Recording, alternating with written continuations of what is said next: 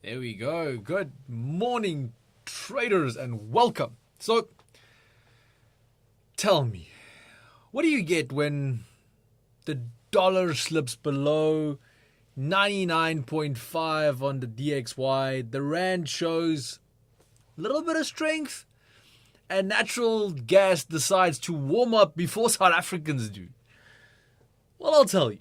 You get a Thursday market session that feels like the financial version of a plot twist that we didn't see coming. So let's unpack it. And yes, even though today is a public holiday in the US, there is still a lot going on. So trust me when I say, before you place your next trade, you're going to want to watch this. Good morning, everyone. I'm Francois, your market analyst here at ATFX Africa, and welcome to your daily market brief, where each morning I break down the biggest drivers across currencies, commodities, and indices, mixing fundamentals, technicals, and just enough logic to make sense of this wonderfully unpredictable financial universe. So, as we kick off this session, as always, please just remember that everything that I will be sharing with you during this session is for informational purposes only, and at no point during this session will I be providing financial advice. As long as we are all clear on that, this is going to be an absolutely fantastic session here today. Now, as we are getting into the session, just a few things to cover, just so we can get all these things out of the way. Please let me know in the comment section who here trades gold or US indices or even the dollar, basically, in essence. So, and the reason why I'm asking, and obviously if you can't comment, please remember you need to subscribe to be able to comment. But the reason for me asking is as a bit of a reminder that today is Thanksgiving in the US, which obviously means that the US market will be closed today for Thanksgiving weekend, and also close early tomorrow. So also, if you are trading futures contracts, like for instance, we are going to look at natural gas today. Natural gas is going to close early. If you're trading oil, oil is going to close early. Why? Because, well, that stock exchange is closed. So once the UK market closes, it's going to go UK market after market, and then no trading for today. After, which should be around 7, 8 o'clock tonight. Okay. Are we all clear on that? Everyone happy? No questions? If there is any, please let me know and I'll be happy to answer them for you. So let's kick things off today with currencies. And again, I'm going to try and focus on different markets today to obviously still accompany everyone within, this being a public holiday. So to identify a few other opportunities that we might have. And I want to kick things off today with USD ZAR. Now, we can't talk about USD ZAR without talking about the dollar. So if we are talking about the dollar, the US dollar index, as stated, has now recorded its fourth consecutive session of losses, dipping below 99.5, its weakest point in nearly 2 weeks. Now, the pressure on the dollar stems primarily from rising expectations on a Federal Reserve rate cut now in December. Markets are pricing in a 25 basis point cut, now sitting at near 85%, which is a dramatic shift from the 40% that we had like a week ago. In addition to this, speculation grew further after discussions emerged around Kevin Hassett being shortlisted as the potential next Federal Reserve chairman. So he has been shortlisted to take over from Jerome Powell. Now, markets view him as a far more aligned candidate with the current administration's preference for aggressive lower rates.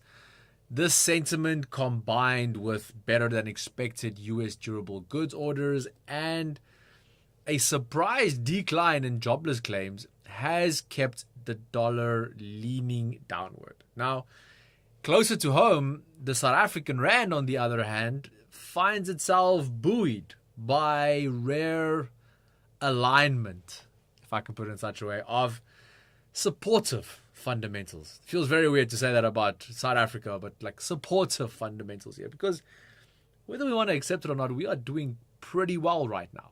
Now, the South African Reserve Bank's decision to cut rates to 6.75% has been complemented by a reduction in inflation forecast as the official shift is now to the 3% inflation target, and a midterm budget that points towards lower borrowing requirements and firmer state revenue.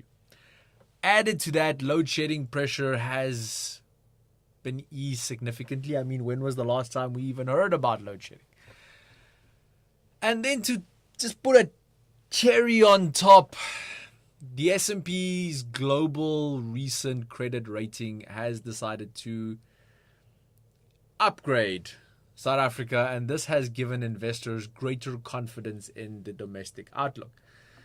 Now, together, all these dynamics have created a favorable environment for the South African rand, for stability, even strength, if we can go that far, in the face of a weakening dollar.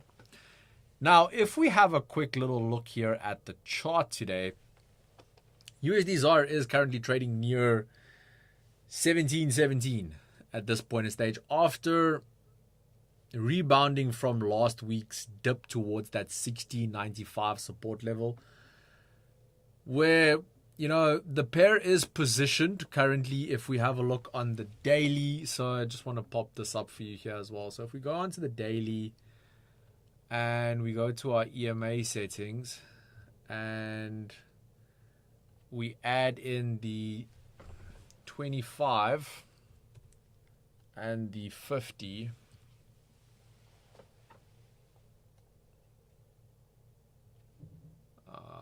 why is it not showing?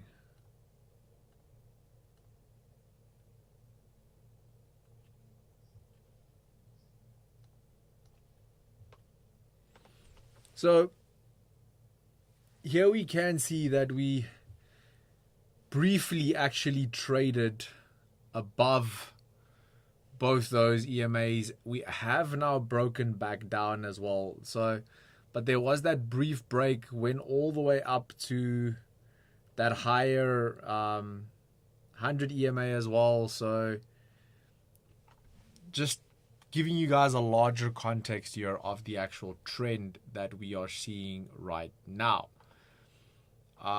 Just want to put those off again.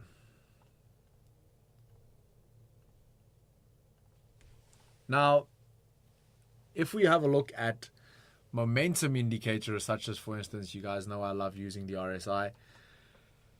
We are here in a very, very extreme oversold level, similar to what we had here before we had that bounce. Here we weren't as oversold, but I mean, we still had quite a significant bounce after that. But here we are at lower levels. I mean, we dipped all the way to about 17, which is more or less aligning with this larger spike that we had here. So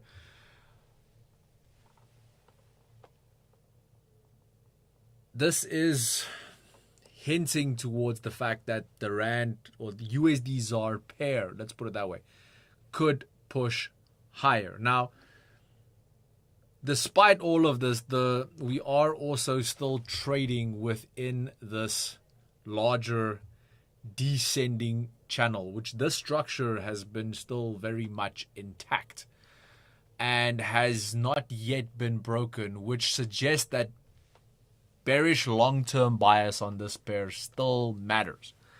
Now, if we just have a look at some key zones here, if we have a look at the upper resistance, our upper resistance is sitting here at 1747, which is also close to the top of the channel. So seeing that we are in this oversold area, it is safe to assume that, you know, once this actual trend, so if we can have a look here, once let's even dip down to a lower time frame even. So we have, even here on the hourly time frame, we've seen this trend here that has now been broken. On the hour, we've also seen change of character. So there's a lot leaning towards a bit of a bullish bias at this intraday. Again, we're not talking long-term setup here, intraday. So even if we're looking 30-minute, also change of character, 15-minute, also change of character. So if we have a look, for instance, on the 15-minute time frame, what we are looking for now is a bit of a pullback and then a break of structure. And then we can look for short-term buys up to the top of the channel, which is sitting here at 1740, or potentially even to test that high point that we saw here in early November, not even that early November, like a week ago, which was at the resistance here at 1747. So, but on a larger time frame, the bearish bias is still very much intact, with that downward channel that is still intact as well. Okay. Again, traders, if you have any questions, please feel free to ask. Stefan, welcome. Thank you for the message. Where are you logging in from today? Let me know. So for now, I would say USD ZAR is sitting in a bit of a tug of war between, US rate expectations and South Africa's improving fiscal confidence. So very near term, we could see a bit of a rebound back to that top of the channel. And then if that holds, if that downward channel still holds, the longer term bias might come back in play and push lower, maybe even go and retest that 17 psychological level as well.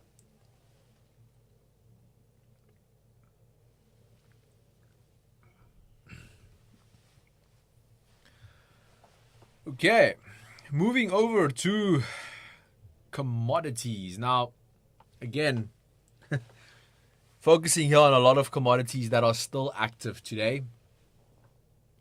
And today specifically, I want to have a little bit of a chat regarding natural gas. Now, this one has been doing really well lately, and we've seen natural gas prices continue their upward trajectory. Currently trading at $4.45 roughly, after a substantial 19% gain this month alone, and an impressive 40% rise year to date. Now, the rally has been driven largely by expectations of colder than normal temperatures stretching into early December for the Northern Hemisphere. So not us, but the Northern Hemisphere. Along with robust liquid natural gas export demand and storage withdrawals that have exceeded expectations. However, there's one other factor that we have to take into consideration as well.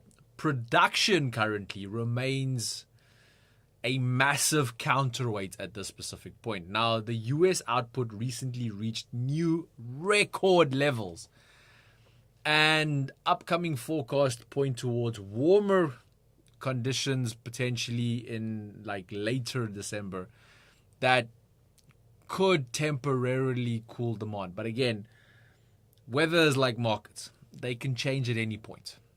So this creates a very interesting dynamic where we have strong structural demand and export flows versus strong weather-related uncertainty and record production. And we are currently seeing the market is moving higher, but it's doing it cautiously. And you're going to see now when you look at the charts as well, there's no conviction in the move currently. So if we do look at the chart here, if we look at this original bounce here at the bottom, this initial impulse move, that was conviction. The last while, and that's everything since about the 14th of November, so for the last 2 weeks, we've been ticking higher, but no conviction. It's almost consolidating at this point. Now, yes, it is consolidating, but in a relatively wide band between $4.05 here, and this $4.52 level over here. Now, a breakout above this resistance sitting here at $4.60 could extend upward potential all the way to around $4.90, and especially if you go onto a larger time frame, you'll see that aligns with this higher point here from early this year. So, which is about $4.90, 95. So if we break here, that could become our next potential target. However, there is a secondary option. If we start seeing a drop below the lower boundary of that $4.05 level, this could expose $3.60, which is our lower resistance that we saw here in the beginning of November, our support that we saw in the beginning of November. At present, however, the price structure continues to show bullish intent, but traders are watching closely at this point in stage for either weather confirmation or inventory data that could act as the next catalyst. So definitely a few things to look out for at this specific point in stage. Now, if there are any questions up until this point, please feel free to ask. I'm happy to assist, happy to help on that end as well. Last instrument for today, and I want to finish things off with equities, and I'm throwing in a bit of a surprise today because of the fact that in one of my previous lives, someone specifically asked me for detailed analysis on this, and I wanted to provide a bit more context on this today, which is the France 40. I'm not going to use the abbreviation. I feel like I'll get cancelled, you know. You can pronounce it yourself, you know, it's just CAC 40. So the France 40, which ended its previous session 0.88% higher, reaching around about almost 8,100, which is the strongest level in a week.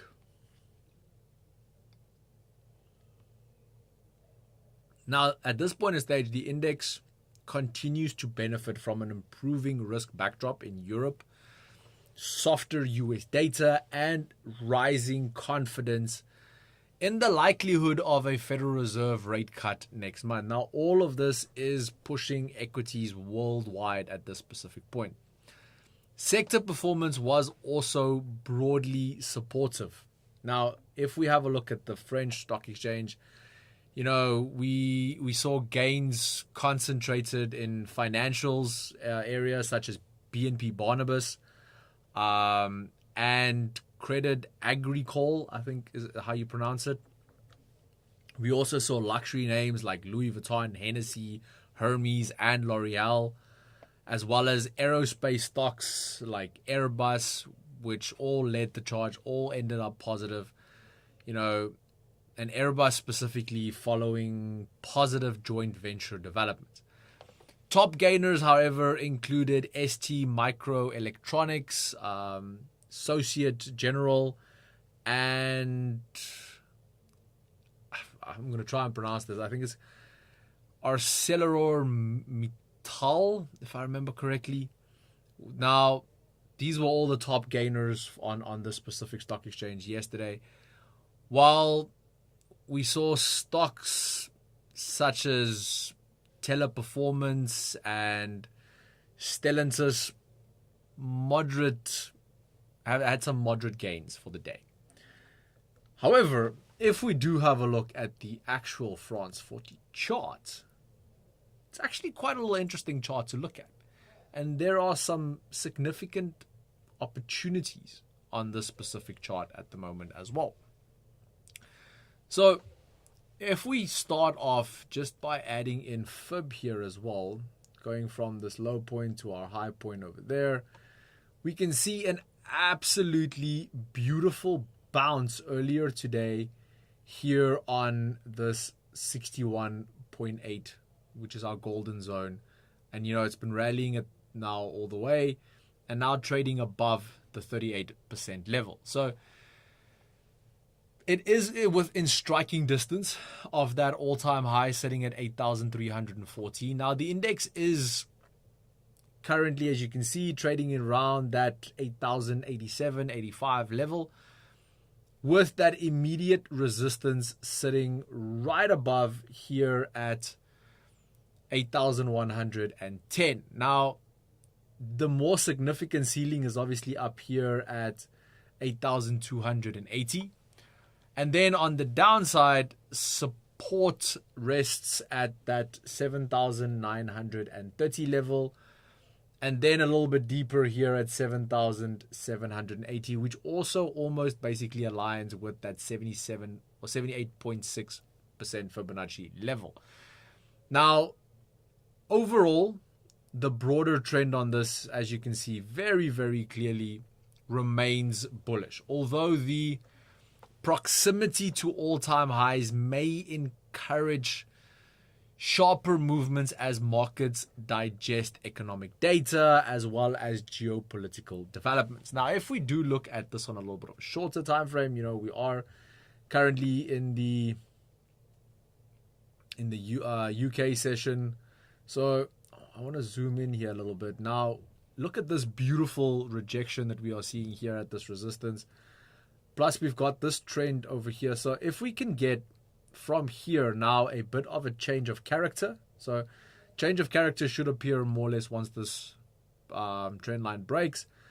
So change of character, a little bit of a pullback, break of structure. That could actually maybe lead even into an intraday, a bit of a very, very short-term short, potentially back to the EMA over here, or even back to this 50% Fibonacci level.